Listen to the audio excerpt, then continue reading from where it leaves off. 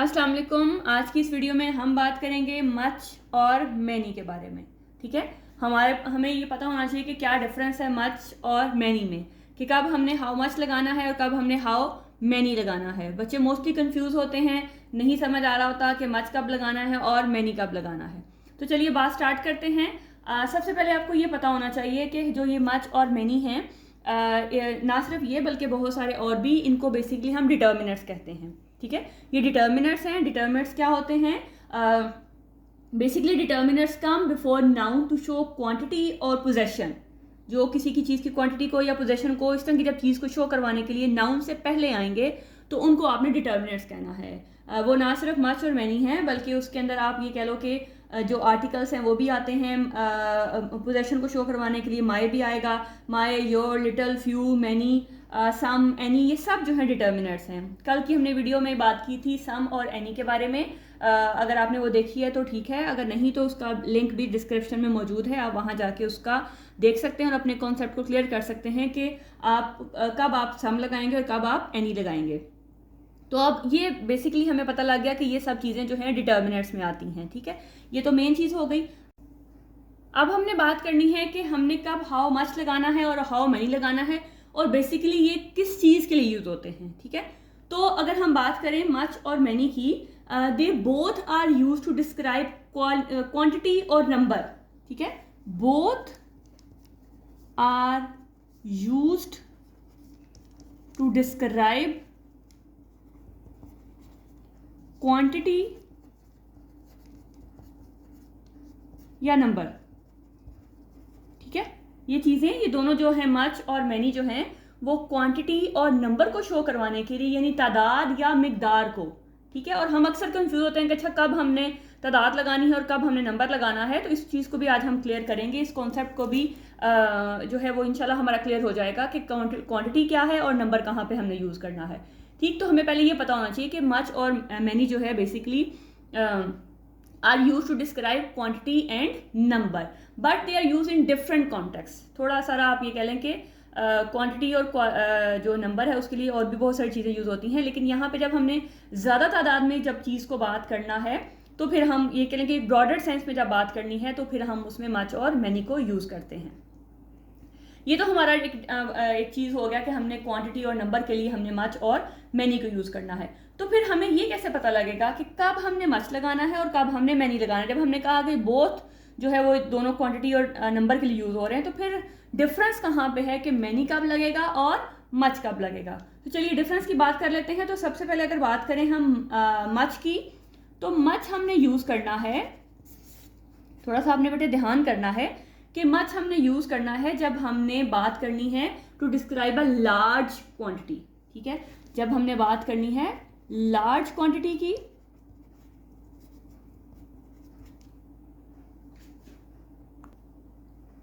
That can not be counted, that can't be counted, वो चीज़ें जिनको आप काउंट नहीं कर सकते हैं, यानी कि आप ये कह सकते हैं कि uncountable.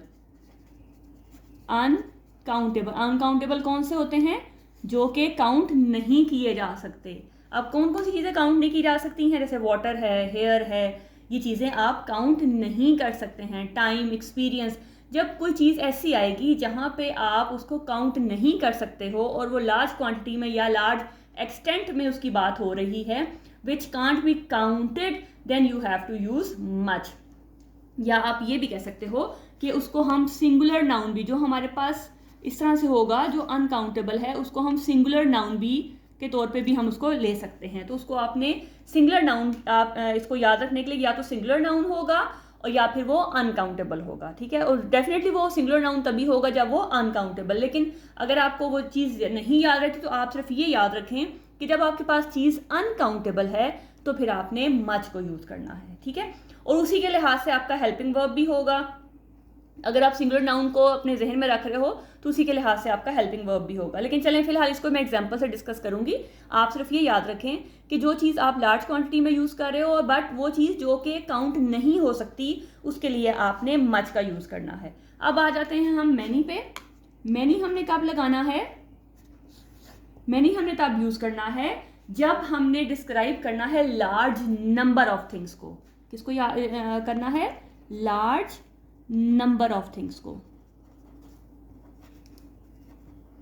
When you are describing large number of things that can be counted, ठीक है, जो कि काउंट की जा सकें, that can be counted, और जो काउंट की जा सकती होंगी वो आपके पास होंगी प्लूरल नाउन, उनको आपने प्लूरल नाउन कहना है।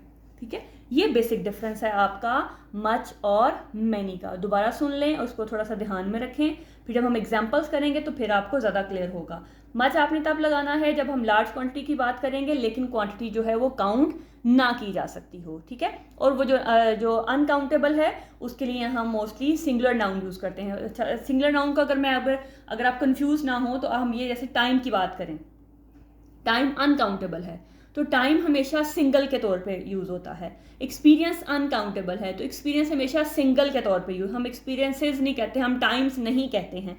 हम जितना मर्जी लंबे टाइम की बात करें हम टाइम ही बोलते हैं। तो टाइम के साथ इज आता है, यानी कि जब ये सिंगल के तौर पे यूज़ होंगे तो हेल्पिंग वर्ब भी इसी के अकॉर्डिंग सिंगल ही आएगा। ठीक है, तो अगर हम मैनी की बात करते हैं तो मैनी हम करते हैं लार्ज नंबर ऑफ थिंग्स की that can be counted. For example trees हो गया, एप्पल हो गए, ऑरेंजेस हो गए, हाउसेज हो गए, तो ये जिनको आप काउंट कर सकते हो वो आपके पास काउंटेबल होंगे और उनको आप प्लूरल नाउन के तौर पे, मतलब ट्री को आप ट्री ज़्यादा अगर है तो उसको आप ट्री नहीं लिखोगे, उसको आप ट्रीज लिखेंगे। एप्पल एक एप्पल है और ज़्यादा जो है वो एप्पल्स हैं, तो ये जो काउंटेबल होंगे वो प्लूरल नाउन होंगे, जो अनकाउंटेबल होंगे वो आपके पास सिंगुलर नाउन होंगे। मतलब जैसे टाइम है, एक्सपीरियंस है, इस तरह से जितनी भी चीज़ें हैं जिनको आप काउंट नहीं कर सकते हैं वो आपके पास होगा अनकाउंटेबल। तो अगर आपको ये डिफरेंस क्लियर है तो फिर हम आगे एग्जांपल्स करते हैं ताकि वो आपको मज़ीद इसकी जो है वो समझ आ सके। जी, यहाँ पे मैंने 2 एग्जांपल्स लिखी हैं आपके लिए, तो आप थोड़ा सा इसको अब आपने ध्यान से समझना है तो फिर आपके लिए चीज़ें बहुत आसान हो जाएंगी। और उसके बाद हमारे पास एक एक्टिविटी है जिसके बाद आपको और चीज़ें जो है ज़्यादा बेहतर तरीके से समझ आ जाएंगी। She has many friends. अब हमने वहाँ बात की थी काउंटेबल और अनकाउंटेबल। जो हमारे पास अनकाउंटेबल है वो सिंगल है और जो हमारे पास काउंटेबल है वो हमारे पास प्लूरल है। तो देखिएगा, शी हैज़ मैनी फ्रेंड्स, तो ये आपका नाउन है और ये एस आपको शो करवा रहा है कि ये प्लूरल है, ये सिंगल नहीं है। तो इसका मतलब है ये जो आपका नाउन है ये आपका प्लूरल है और आप इसको काउंट कर सकते हो, इसको आप फ्रेंड्स को आप काउंट कर सकते हैं। ये नाउन है और ये काउंटेबल है, तो जब ये काउंटेबल हुआ तो इसका मतलब है ये आपका प्लूरल जो है वो आपके पास ये नाउन है। ठीक है, तो अब यहाँ देखें, आपके पास वो कह रहा है कि यहाँ पे आपके पास जब ये काउंटेबल है तो फिर हमारे पास जब काउंटेबल चीज़ आती है तो उससे पहले हम लगाते हैं मैनी। जब काउंटेबल है वो एज अ प्लूरल यूज होगी और वहाँ पे हमने लगाना है मैनी। अब देखें, there is much work to be done. अब ये आपका वर्क है, ये आपका नाउन है और यहाँ पे ये देखें वर्क जो है वो वर्क है, वो वर्क्स नहीं है। यहाँ पे वो एज अ सिंगल जो है वो यूज हो रहा है, यहाँ पे ये सिंगल है और इसको आप काउंट नहीं कर सकते हैं, ये अनकाउंटेबल है। वर्क को आप काउंट नहीं कर सकते हैं। ठीक है, जब आपने ये काउंट नहीं कर सकना तो और ये आपके पास एज अ सिंगल आएगा और जो मैंने हेल्पिंग वर्ब की बात की थी तो उसी के अकॉर्डिंग आपका यहाँ पे हेल्पिंग वर्ब भी आएगा। यहाँ तो देर के अकॉर्डिंग आएगा ना, तो मतलब देर इज मच वर्क। अब वर्क को अगर हम वो देख रहा है इसके अकॉर्डिंग, यहाँ पे शी के साथ हैज़ है, लेकिन यहाँ पे बहुत सारी चीज़ों के साथ आपने अगर ये पहले आ जाते हैं तो फिर उसके साथ उसका जो हेल्पिंग वर्ब है वो उसके अकॉर्डिंग भी प्लूरल के साथ वो होगा और यहाँ पे जो है वो उसका हेल्पिंग वर्ब सिंगल के अकॉर्डिंग यूज होगा। देखिए, वर्क हमारे पास अनकाउंटेबल है, ये सिंगल है, तो यहाँ पे जो चीज़ हमारे पास काउंटेबल नहीं होती है, जो अनकाउंटेबल है, वहाँ पे हमने मच को यूज़ करना है। तो ये बेसिक डिफरेंस है। अगर आपको समझ आ गई है तो फिर हम एक्टिविटी की तरफ चलते हैं। दोबारा से समझा देती हूँ कि याद रखना है कि जहाँ पे हमारे पास काउंटेबल नाउन होगा जो आपके पास जिसको आप गिन सकते हैं वहाँ पे हमेशा मैनी आएगा और जिसको आप गिन नहीं सकते हैं वहाँ पे आपके पास मच आएगा। ठीक है, तो यहाँ पे देखें, यहाँ पे जब वो ऐसा बाज़ क्या होता है कि एज अ होल भी आ रहा होता है तो फिर उसको भी हमने एज अ सिंगल ही लेना है अगर हम उसको काउंट नहीं कर सकते हैं। तो चलिए अब एक एक्टिविटी की तरफ या कह लेंगे एग्जाम्पल या ब्लैंक्स की तरफ, जिसमें मैंने कुछ ब्लैंक्स लिखी हैं जिसमें कन्फ्यूजन हो सकती है, तो उन कन्फ्यूजन को दूर करते हैं कि वहाँ पे आपने कब मैनी लगाना है और कब आपने मच लगाना है। जी, ये देखिए आपके लिए कुछ एक्सरसाइज है, अब आपने खुद भी ध्यान करना है और फिर साथ टैली करना है कि क्या जो आपने ब्लैंक सॉल्व की है वो ठीक है या गलत है। तो सबसे पहले हम देखते हैं how dash people are there. आपने अपने नाउन को फोकस करना है, बाकी चीज़ों को नहीं देखना। अब यहाँ पे फोकस अगर हम करते हैं पीपल पे, तो पीपल यहाँ पे हमारे पास एज अ प्लूरल है, मतलब लोग, ठीक है। आपके पास ये प्लूरल है और ये देखें हमेशा जो काउंटेबल है वो एज अ प्लूरल आएगा, उसके साथ जो हेल्पिंग वर्ब है वो भी प्लूरल आएगा, जिस हेल्पिंग वर्ब की मैं पीछे बात कर रही थी। जहाँ पे आपके पास काउंटेबल नाउन होगा वहाँ पे हेल्पिंग वर्ब हमेशा प्लूरल की फॉर्म में आएगा। इसका सिंगल पर्सन है और पर्सन का जो प्लूरल है वो पीपल है, ठीक है। अगर पर्सन होता तो इज आता, अगर पीपल है तो यहाँ पे ये आर आया है। अब जब ये प्लूरल की फॉर्म में आया है तो इसका मतलब है ये काउंटेबल है, ठीक है। इसको आप काउंट कर सकते हैं, ऐसा नहीं है कि ये काउंट नहीं हो सकते। जब ये काउंट हो सकते हैं तो इसका मतलब है यहाँ पे आपके पास क्या आएगा, many. She has dash pets, देखें पेट्स, ये एस आपको क्लियरली शो करवा रहा है कि ये आपका प्लूरल फॉर्म है। प्लूरल फॉर्म है तो इसका मतलब है ये काउंटेबल है, इसको आप काउंट कर सकते हैं। तो जब आप काउंट कर सकते हैं तो फिर आपने बगैर सोचे समझे यहाँ पे लगा देना है many. You are talking to dash. अब टॉकिंग, यहाँ पे टॉकिंग जो है, यहाँ देखें टॉकिंग आपके पास बातें करना। अब बातों को आप काउंट नहीं कर सकते हैं, बातें किस तरह से की जा रही हैं, कितनी की जा रही हैं, ये काउंट नहीं होता।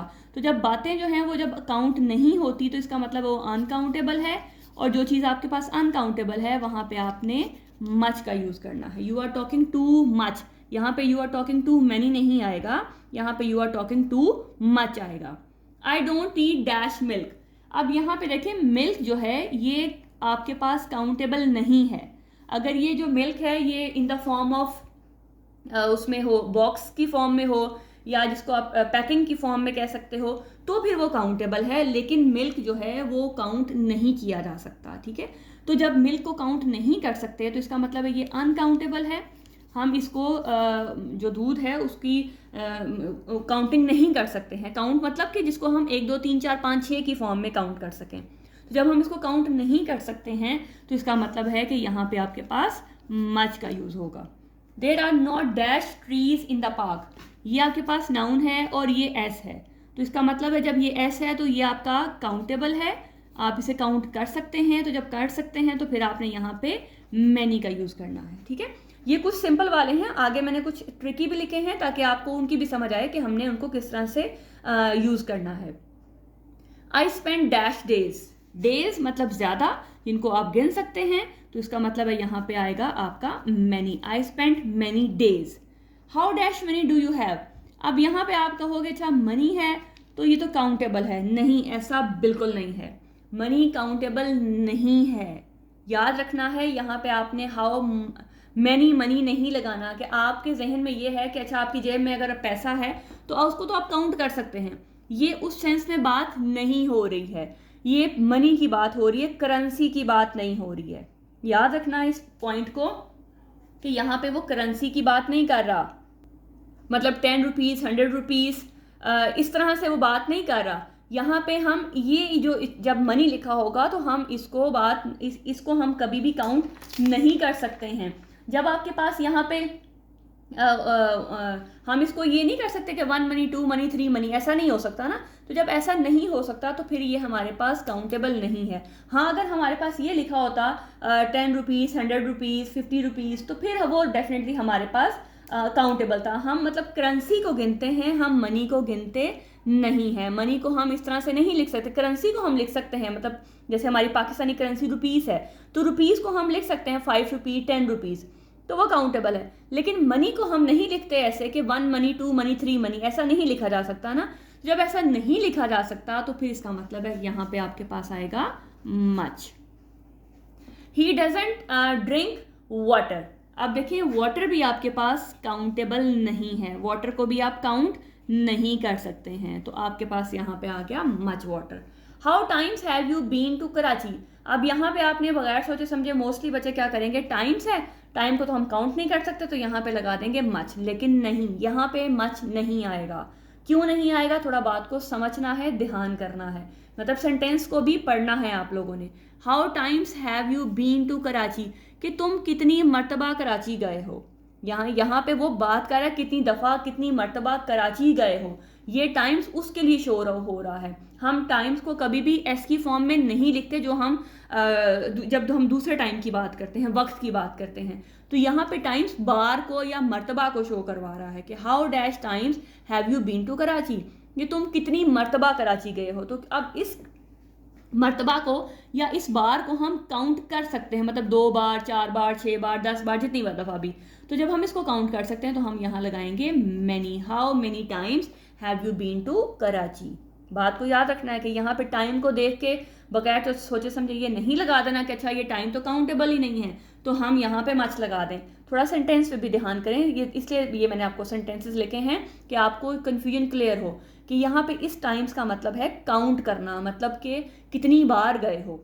नेक्स्ट देखिएगा, how dash time do you need to complete your work. अब यहाँ पे वो टाइम है जहाँ पे वो बात कर रहा है कि तुम्हें कितना वक्त चाहिए अपना काम मुकम्मल करने के लिए। तो जब यहाँ पे उस वक्त की बात हो रही है कि जहाँ पे वो जो टाइम है वो काउंटेबल ना हो, यहाँ पे टाइम आपके जहन में ये क्वेश्चन आएगा कि टाइम को तो हम काउंट कर सकते हैं 5 मिनट 10 मिनट 15 मिनट, लेकिन अगर वहाँ पे यहाँ पे ये लिखा होता ना कि 10 मिनट 15 मिनट तो फिर वो काउंटेबल था। अगर यहाँ पे वो नहीं लिखा हो तो फिर हम उस टाइम को काउंट नहीं कर सकते हैं। वो टाइम जो है वो अनकाउंटेबल है, वो हमारे बस में नहीं है उसको काउंट करना। हाँ, अगर उसका फिगर लिख दिया गया होता, मतलब सेकेंड्स में, मिनट्स में, आवर्स में, फिर तो हम उसको काउंट कर सकते हैं। लेकिन जब इस तरह से टाइम लिख दिया है जो हम नहीं बता सकते हैं, फिर वहाँ पे हमने लगाना है much. How much time do you need to complete your work. तो आई होप कि ये दोनों का डिफरेंस आपको क्लियर हुआ होगा कि ये टाइम्स जो है ये हमें कितनी मर्तबा या कितनी बार को शो करवा रहा है, जबकि ये टाइम जो है वो हमें वक्त की बात कर रहा है। याद रखना है, मैंने जैसे बताया था कि जब एस आएगा तो वो हमेशा प्लूरल फॉर्म को शो करवाता है और वो हमेशा आपके पास काउंटेबल होता है। लेकिन जो हमारे पास अनकाउंटेबल है वो एज अ सिंगल यूज़ होता है, उसको कभी भी हम प्लूरल फॉर्म में नहीं लिखते हैं। हमारे पास जितनी भी कलेक्टिव फॉर्म में या जितनी भी हमारे पास अनकाउंटेबल चीज़ें हैं उनको हम सिंगल फॉर्म में लिखते हैं, उनको हम प्लूरल फॉर्म में नहीं लिखते हैं। तो चलिए कुछ और एग्जांपल करते हैं इसी तरह से, ताकि वो भी आपकी कन्फ्यूजन जो है वो दूर हो सके। जी नेक्स्ट देखिएगा, there are dash students in our class. अब ये स्टूडेंट्स क्योंकि आप गिन सकते हैं और ये एस साथ मेंशन है और यहाँ पे हेल्पिंग वर्ब आर है, तो आप इसको जब गिन सकते हैं, स्टूडेंट्स को आप काउंट कर सकते हैं, तो इसका मतलब है ये आपका काउंटेबल है और एज अ प्लूरल फॉर्म में यूज हो रहा है। तो यहाँ पे आपने लगा देना है many. There are many students in our class. They own dash houses. Houses मतलब कि आप ये कि आपका प्लूरल फॉर्म है, प्लूरल फॉर्म मतलब कि आप उसको काउंट कर सकते हैं। तो इसका मतलब है यहाँ पे आएगा they own many houses. We didn't earn dash profit this year. अब देखिएगा, प्रॉफिट सिंगल है, हम प्रॉफिट को गिन नहीं सकते। हाँ, अगर मनी की बात होती, मनी को इस तरह से कि रुपयों में उसको बात होती कि उन्होंने 1 लाख 2 लाख 5 लाख जो आपकी नंबर को शो करवा रहा होता, तो फिर वो काउंटेबल था। लेकिन प्रॉफिट को आप उस तरह से काउंट नहीं कर सकते हैं। जब तक आपके साथ कोई फिगर नहीं दी हुई है, फिर आप उसके साथ मैनी नहीं लगा सकते हो, ठीक है।